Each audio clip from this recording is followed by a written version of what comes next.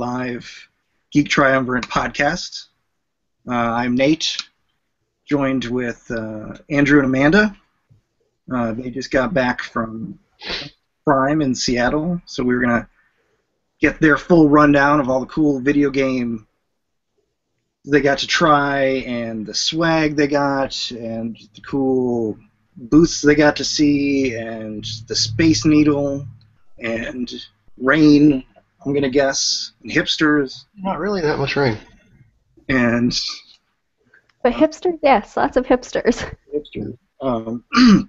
So before we get started, we are unofficially sponsored by Loot Crate. We will have a link to purchasing them. They are like a monthly subscription gift box company that curates a cool box each month with all kinds of geeky stuff based on a theme. I have them personally. I like to think of them as how I wish my friends would actually buy me gifts, as opposed to the stuff they usually get. They're like Santa Claus that cares. Like, they actually get cool stuff that you like. I mean, I was joking with somebody earlier that, despite all the volume of things that I like, comic books, Star Wars, etc., there's always at least a couple friends that never seem to like. They'll buy you socks. Anything, and they just buy me like stupid like spark plugs or something, and it's like. Someone who buys gifts very well for people, it's kind of insulting. Like, I should be the easiest person. Right. And sometimes I go, really? Like, thanks, but no thanks. So definitely highly recommend to get them. Like I said, I'll have a link in it. It's about $13 a month. Always get really cool exclusive things. Maybe someday we'll make them get them to be an official sponsor, but for now I think they're definitely worth talking about. We should have in the next couple days. I just got my most recent one, and I'll have the pictures posted up on our Facebook and our blog site, and so I guess we should get right into it, unless you guys have anything else you want to bring up before we start talking about the awesomeness that was PAX. Well, I'll bring up that Loot Crate was there selling Loot Crates. Nice. Yeah, they had a whole little thing going, and they had a line around their booth. It was really cool. Mm-hmm. I think they've been doing that for like a lot of the conventions lately, where they'll have exclusive that's to them there, which is kind of cool. I'm sure it's a lot of like stuff, they kept from other ones and re-put back together, but. A lot of that stuff's probably hard to get after the fact. Oh yeah. So yeah, give us the rundown, at least where to start. What of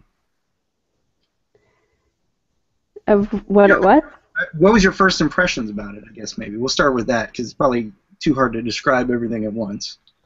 It is. Well, I'll go with it is exactly what you expect it to be.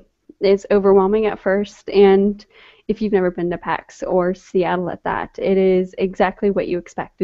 There is a lot there. You get in, and you're overwhelmed with how big everything is, how many people are there, if there are lines for stuff, how long the lines can get so quickly, how loud it is, how flashy it is, how dark the room is already. And that's simply because there are so many monitors and they don't want to, have the glare on anything. Okay. But the second that you actually start looking at the booths individually, that is just fantastic. It is overwhelming at first, but it's exactly what you expect it to be for what it is. How does it compare to like Dragon Con as far as logistics compared to, because it's more of an expo-like thing where there's not as much dictated. There's not nearly as many like panels and everything. It's more related. Did it feel even just getting into the place was work? No, we actually just walked in. Yeah. We got there at it opened up at 10, and apparently there's always a line to get in right at 10, so we showed up a little bit later. At 10:15, I believe it was 10:16, we walked right up.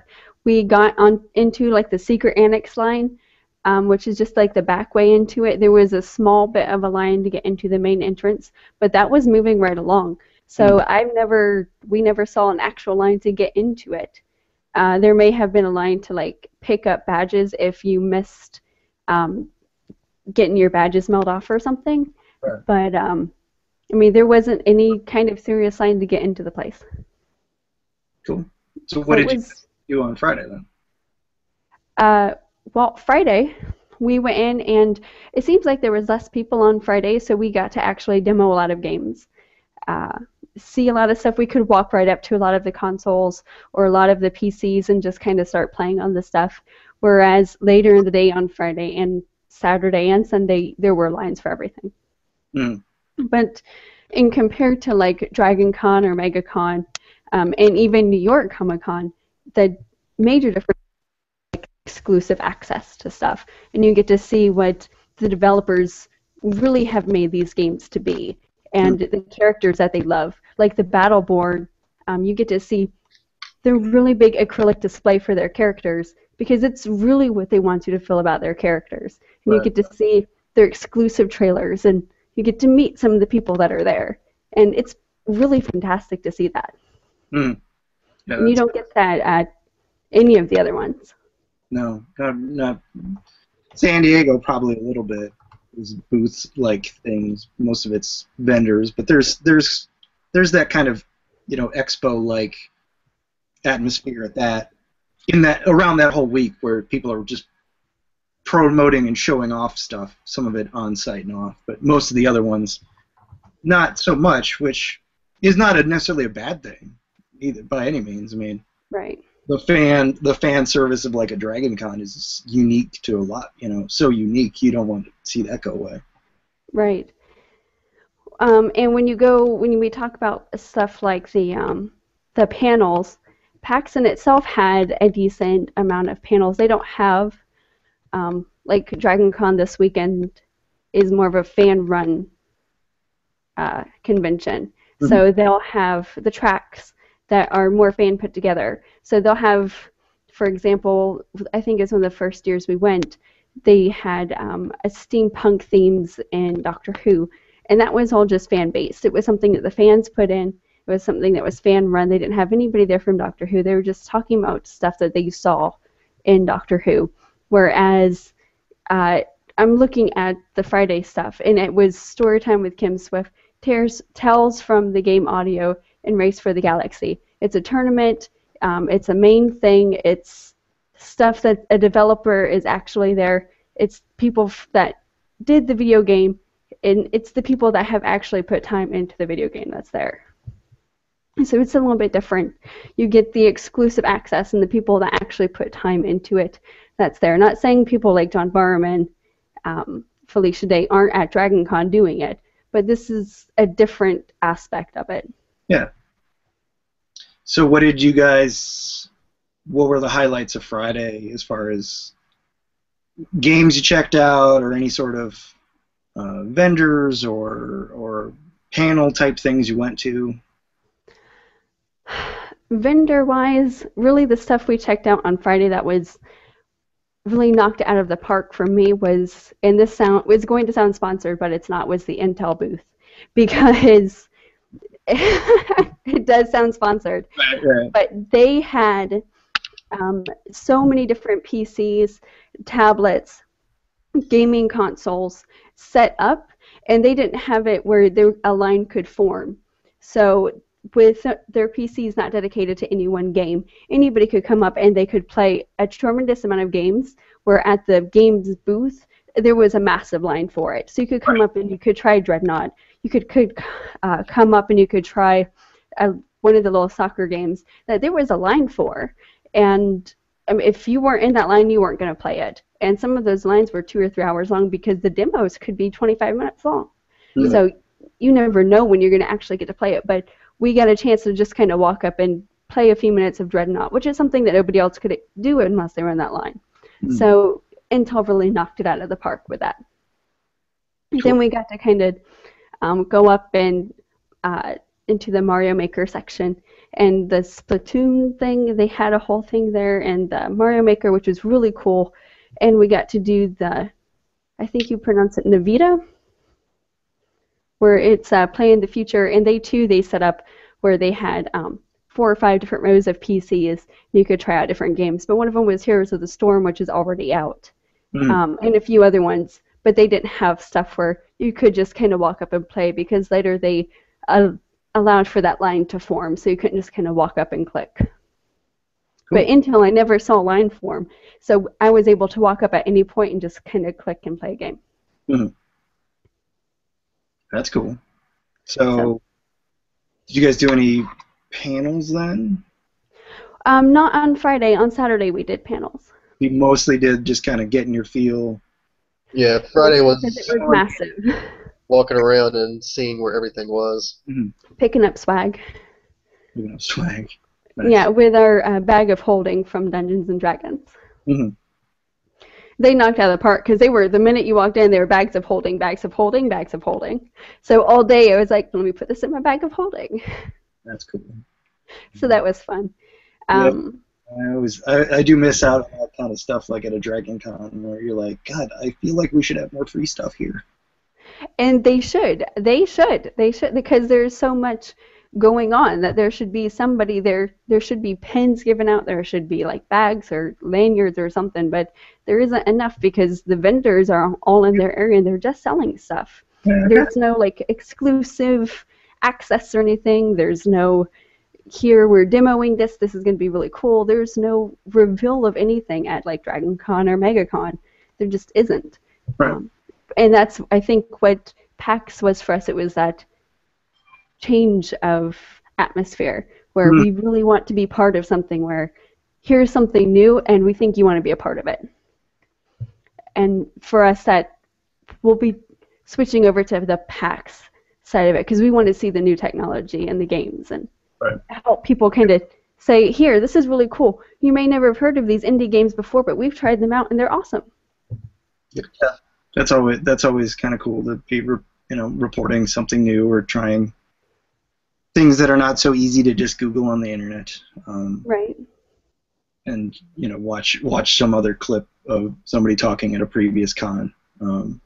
Right. So what did you guys check out anything Friday night related to like stuff off-site or anything like that?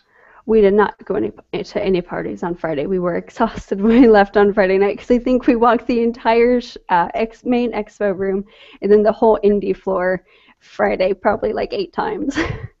So how was that indie experience? Because this is big for them, those kind of people, to get like visibility.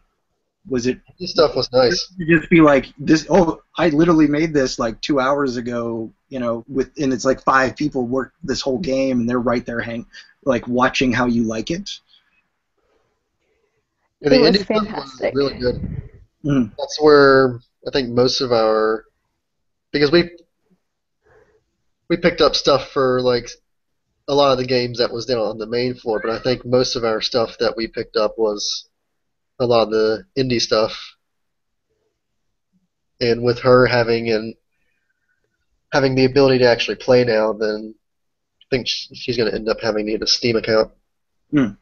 Just because a lot of the stuff that they were showcasing there was either on like the NVIDIA Shield console that they have, or directly on Steam. That's cool.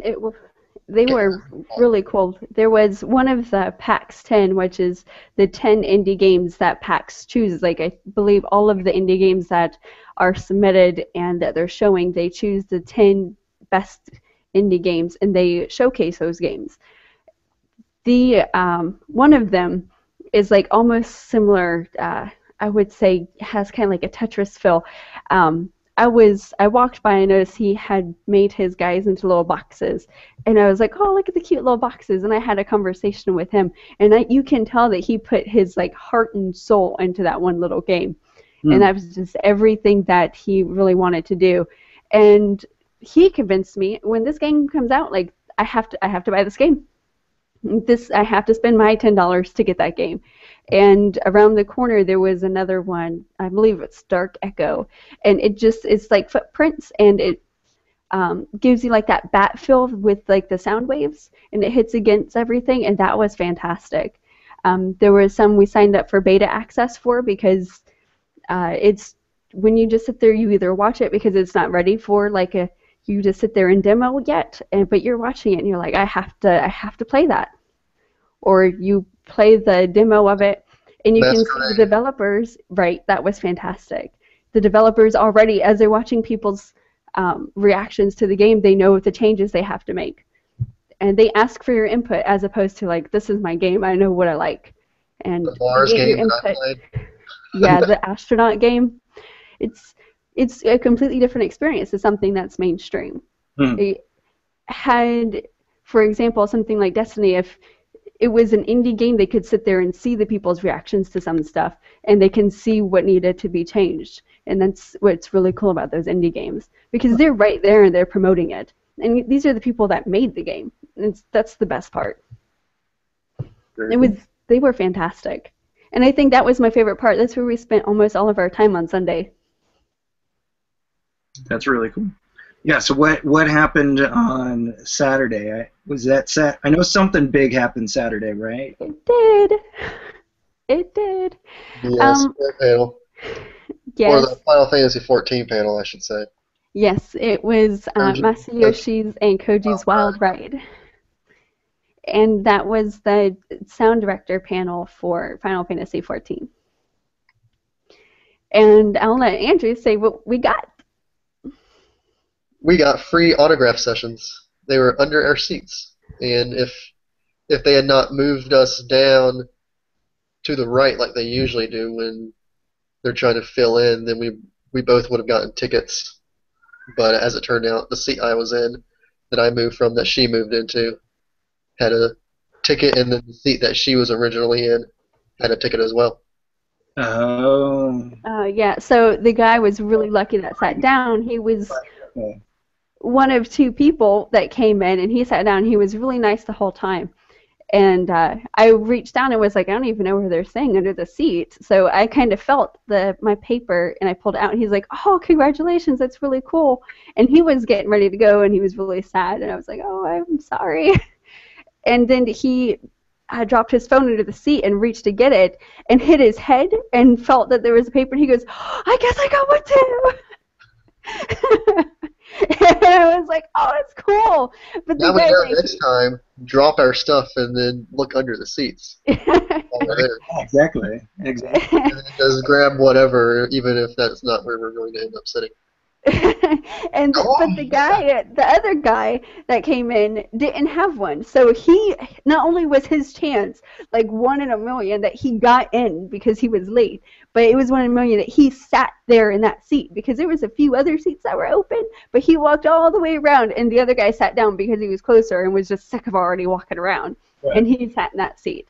So that was really cool, and we saw him in line too when we were getting our autograph stuff. Nice. Yeah, and they only had 250 of those tickets. And then the other cool thing was we bought one of the CDs, and it turned out that the CD booklet was signed, and there was only 200 of those. Yeah. So we had him sign the disc and then the lanyard that we got from New York Comic Con the year before. Why the New York one? Because it's a Final Fantasy one. And he was signing a whole bunch of stuff for people instead of just one thing. Oh, cool. He signed one guy's guitar. He did, and it got tweeted by Square, and he retweeted back to him. And I had taken a few photos of like right after he gave him his guitar. He picked it up, and then he like sat down on the desk with it and was playing with it. So I took a photo of it and I tweeted it to the guy that it was his guitar, and I was like, oh, I got a few pictures of it, and he was like, yes. Awesome. But that was really fun. And I also got to take a photo with like the community leader, and he's really cool. He's like on all of like the live letters, development letters and everything, and we got to meet Masayoshi, which was just awesome. So now the goal is to get all the other developers to sign this. Exactly. Right. Anytime we go to any convention with Square, we'll have to take that lanyard. Yes. Yeah. On it. So what else did you guys do that day? We went to the Nintendies. That's the Nintendo chosen indie gaming area, and that was where I found Typo Man. Oh, that's like the best indie game. That was like my indie favorite game. Okay. We're gonna have to put some links in the description here for these. Absolutely. And then there was that one, Faster Racing. Yeah, Faster Racing, the freaking F-Zero knockoff. It is what it looks like, and it had like a really cool name.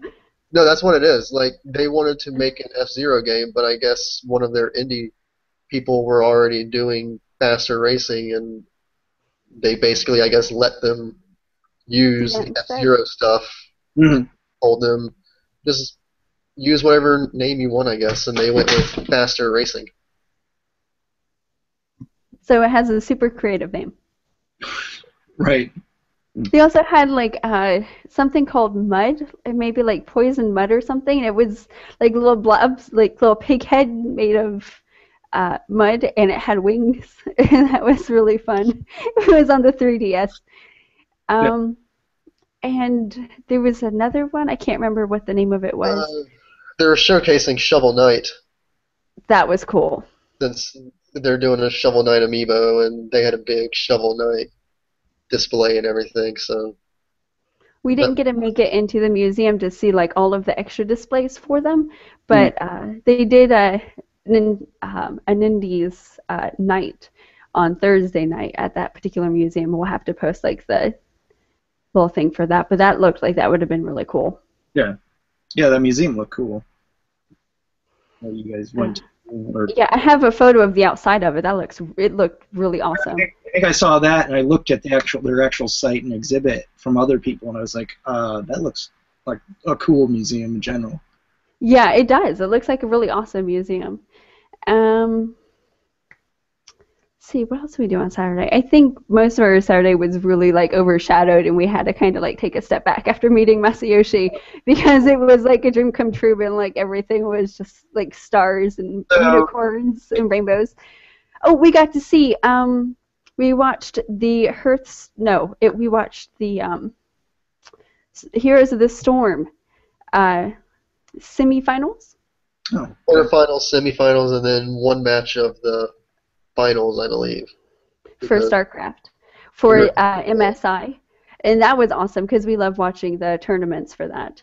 And we watched Cloud9 win, which was awesome. Cool. So you didn't go to the Gearbox panel? We did not. We could not get into that. They do these like, and the way they do their lines are really cool. And this is something that I wish every smaller convention or even larger convention, regular conventions would do. They let people line up like for the first hour before the thing, but it's not one big long line. They tape off sections, knowing like this is how many people are going to fit in here. They tape off the sections, and just cram yourself into that section. Oh, okay.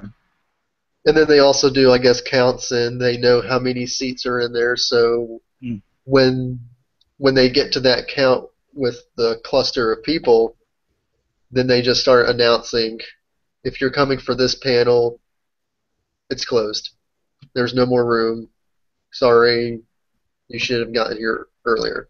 Not like Dragon Con, where they just let you line up and then hope that you get in through the doors. Right, and outside. Like, this is all lining up inside. And then during I think we waited for like 45 minutes to an hour. They had volunteers, which are called enforcers at PAX. They come by with prizes, and they entertain you with like little trivia things and stuff. And it was really fun. And they also come by with fundraisers. It was for, this one particular was for like the domestic violence place right there in the city, and they give out cookies for donations for it. So it was like an interactive, really fun way to wait, but also it was for a good cause with the donations, which I would really like to see something like that work for Dragon Con, because they have so many people there. They already have people selling waters and stuff, and that's kind of shady with some of them. Really shady. I would really like to see Dragon Con adopt something like that.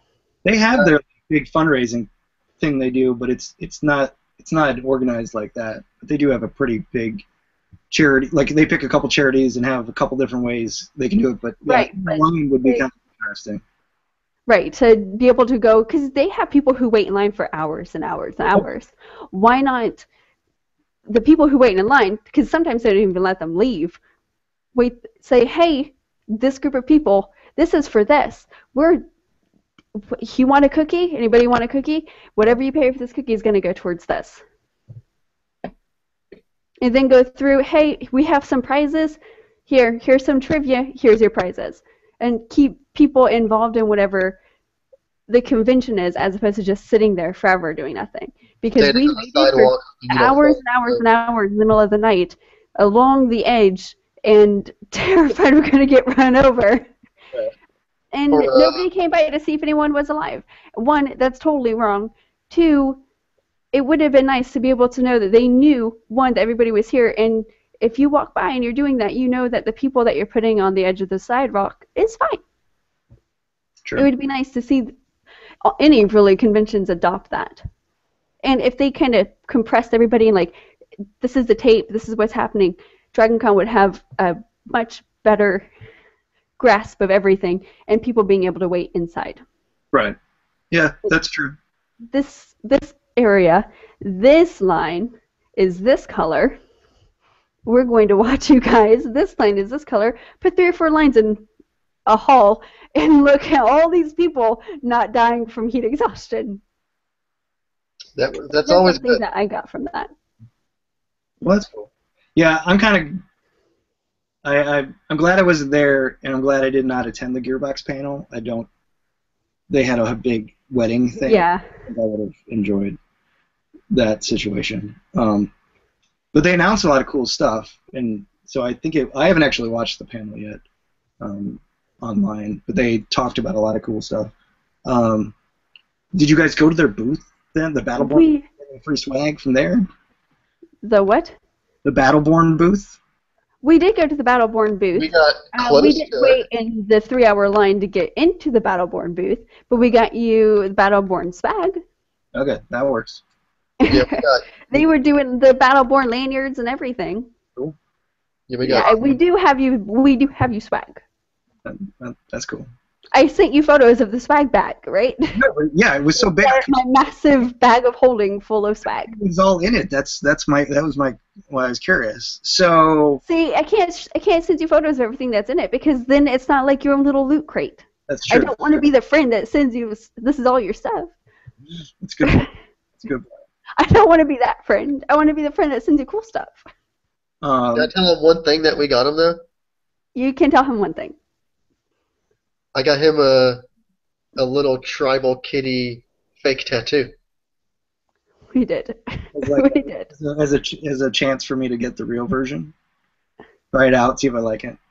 Well, you can slap it on and then just go to a tattoo parlor and have the guy go over it. See, I don't want to get a disease. You pointed at the arm. I'm going right for tramp stamp with that. Or the forehead. Forehead. Right. Would probably be good too. Go with like right here. So were there any like kind of the big title games that you tried at all? Well, outside of having to wait several hours, Dreadnought was considered one of the big title games. I mean, they had a massive line, and it was in the main area. We didn't try Minecraft because that line was always massive. Right. Yeah, no matter what time we got there, that line was. I'm certain that they slept in that line. Yeah. Yeah, as well as the people for Oculus. Yeah. Was that the Minecraft? Was that the Telltale like story mode one? Yes. Yeah. Yeah, but the inside of that looked really cool because I always tried to catch a peek of the inside of it when they were coming out. It looked awesome, but I wasn't going to wait forever to get inside that. We beat Ravana in Final Fantasy and watched people fail. We got this flag for that. We watched too many people fail at that. What? They Ravana. had the primal fight that we were always streaming with the big insect with the 4 arms. Mm-hmm. They had a challenge Ravana and you get like a free T-shirt. So we waited in line and got in one shot it, got the T-shirt. It saw a lot of people that I hope I never get grouped with. Yeah, some of them were really bad. Yeah. So if you're watching, oh well. Please learn how to set up hotbars. Please. Or just hit default. Right. Just hit default. That's what we did. If you can't do it, just hit default. And now Nate's going to have to make a little, the opinions view expressed in this are not shared by all members. And it's not shared by Square Enix. However, please do get good. Get good. As Yoshi P says, get good. Yes. That is, it's necessary. And they didn't get shirts. Like, if you didn't beat him and you wiped, you didn't get the I Beat Ravana shirts. Potato. And we did try out some of the new Square games, but I can't remember which ones they were. The Dragon Quest one we watched, and as soon as I get PlayStation 4, I'll be getting that. But there was a few other ones that it was in the Republic booth that we tried. But the Halo was there, and we tried to watch that, but they kept trying to reboot up the systems. Yeah, a lot of the Halo servers were crashing, so we didn't stick around for it because they were trying to showcase the one that's coming out. And I guess the new one. Yeah. Guardians or something. Halo 5 comes out next month, I think, in the next month. Yeah, I mean, I know for a fact that next year when I tag along, there's like 100% chance I'm going to be standing in line because all I'm going to want to try are like Ubisoft games and Halo tag games. People were sleeping in the Ubisoft booth. Yeah, they were sleeping in it. I have a photo of people sleeping in it. They were like, stop by our booth. I would be like, you mean nap in your booth?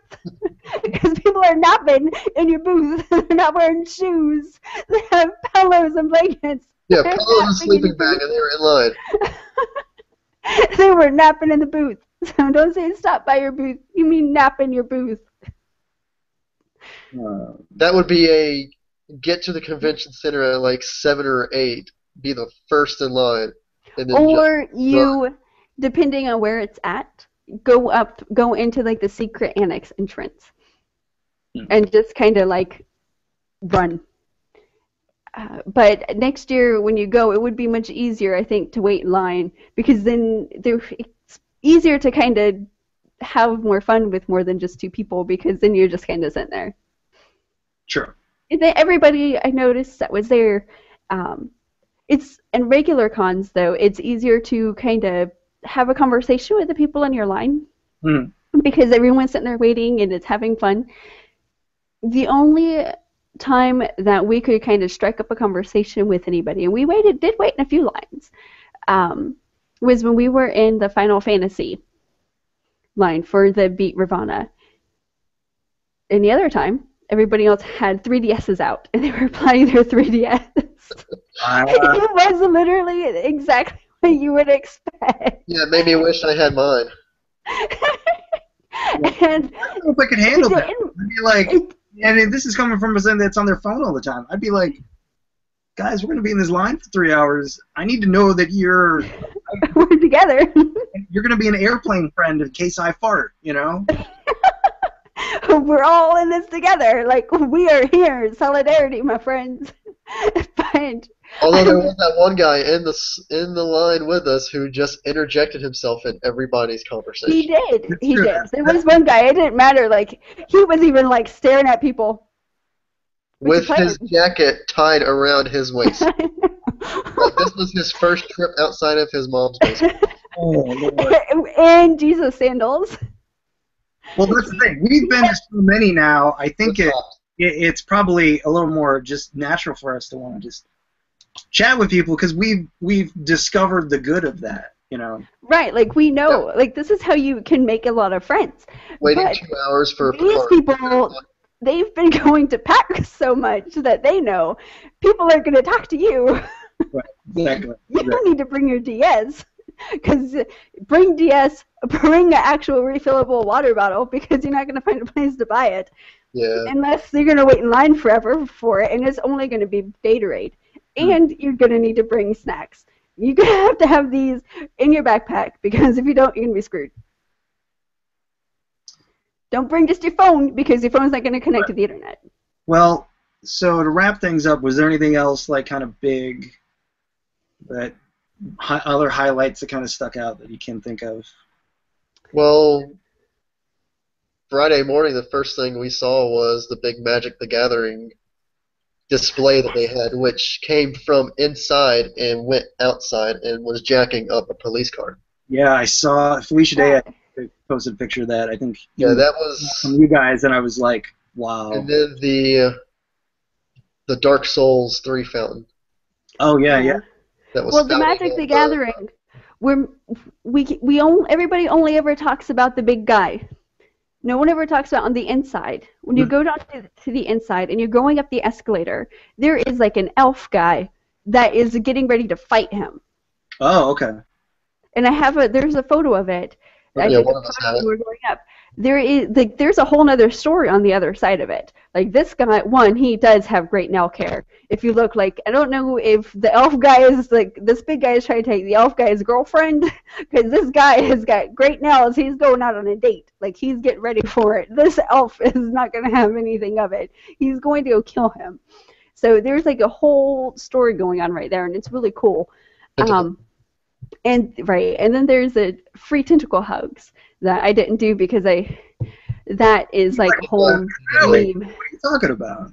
She doesn't like tentacles for some reason. Well, no, it wasn't that. It was, I knew that the minute that I took a photo with the tentacle hugs, one of the two of you would at least make a meme saying, I've seen enough hentai to know where this is going. Because my pencil thing was made into a GIF. Well, I'd have just put like, and I don't need to watch anymore. No, we could take the pencil meme GIF and put it and replace you in the tentacle hug. So you're going like this in the tentacle hug. Oh yeah, there you go. You should have taken one for the team. We actually could make it where we could have like worked it where a version of you had tentacle arms, doing that to yourself. Just a whole like meta thing. Completely different story going on there, but that is why I didn't do the tentacle hugs. I'm not accepting that app.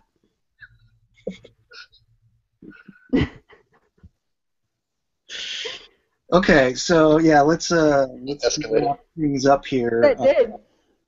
So I wanted to bring up like just kind of stuff we got coming up in the next month or two. We've actually gotten involved in being a sponsor for a fundraising row and run up here where I live in northern Michigan called the Leif Erikson Day row and run, and it's like a 5K run plus a 1 mile row from a beach to a beach, like over a lake. And you dress up like a Viking, and all the money goes to like a adoption agency called Faces. So that's October 3rd up here, and so we've been helping them kind of do the marketing, and we've been hosting their registration pamphlet on our site because they didn't want to get a site going yet. Didn't really have a lot of capital to start like a whole elaborate marketing campaign and everything like that. So we'll definitely, you'll be seeing us mention that a bunch too. I think the plan for us as a sponsor is we're probably going to be sponsoring a costume contest winner. So we're going to judge someone as the best dress up, and they'll get like a cool like swag prize from us. That's cool. So I will be here volunteering and definitely dressing up as a Viking, which is why I brought the beard back. So we like the beard. Everybody likes the beard. Chicks dig the beard. They do. And then I know you guys are going to New York Comic Con. We are. That is October something or something. It's the second weekend in October. We'll be in New York from the 2nd to the 10th. So we know at least one celebrity that you're going to have to get me something signed, because who knows the next time she'll be at something for a while, because she's having a child. Right. So. Who's that?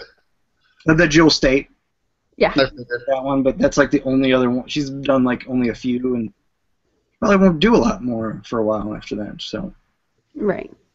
Well, should we find her little Funko and have her sign that?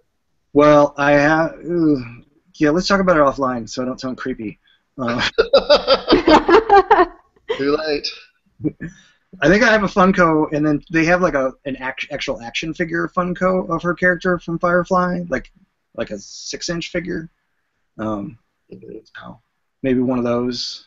It'd be kind of fun if we she tweeted out right away about she was expecting a lot of little Firefly Jane hats, like the little knit hats. She'd be expecting one of those from people. So do you guys have anything else like major planned to try to go check out in the next couple weeks or so? For the next couple weeks? Not really. And I'm going to be really busy for the next month or so. Yeah, I think the only thing I do, I'm trying to do something for my birthday. Come down here. Yeah, I'm kind of waiting on that. In general, my sister wants me to go out to visit her in Phoenix, but we might have, a work excursion soon, so I have to kind of wait to see what happens with that.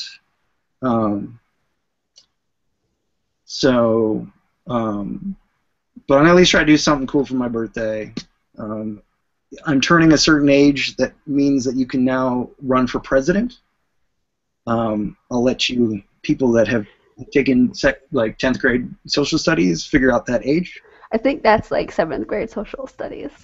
I don't know. There's a lot of... I think I learned that in maybe 5th grade. Oh, stupid people. You'd be surprised. Yeah, no, I think you're right. So I might try to think some sort of party or something around the president, or at least go out to dinner with everybody dressed up as... You should do like a patriot party. Like just stars and stripes. Oh God, no! Like and a bunch of deflated 2020. No, I want to do like everybody dressed up as like presidents they like, so like Jefferson and Abraham Lincoln. But I know you should do like you were running for president now. Right. I support that. Well, I could do that too. I could get a lot of campaign stuff because my uncle with the same name did run a long time as a senator in Georgia. See, it's already half done.